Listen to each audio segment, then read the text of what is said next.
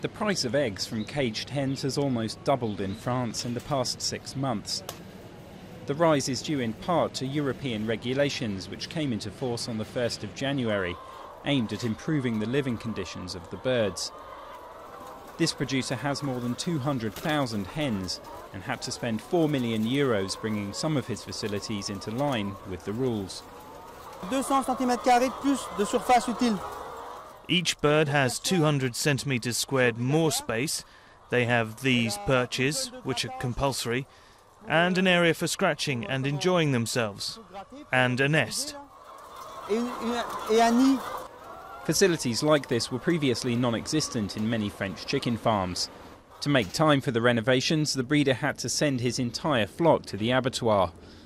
But some have yet to make the necessary changes, and capacity in the industry is still down by around 4 million chickens, hence a lowering in production and a rise in prices.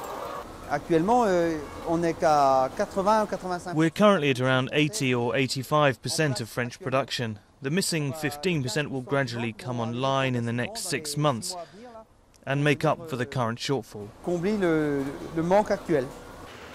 That ought to bring prices down again, although for some producers they were already too low and some couldn't cope with the cost of the new regulations.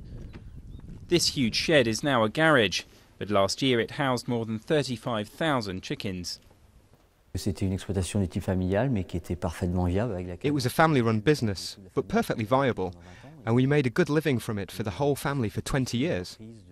It was taken on from the parents and the grandparents before them, and overnight they put an end to 60 years of family history, and a trade that we loved with a passion. It's very, very tough. Nowadays, Jackie's wife works in a supermarket, and Jackie himself is an employee at another egg producer's, while those who can afford it have moved to free range.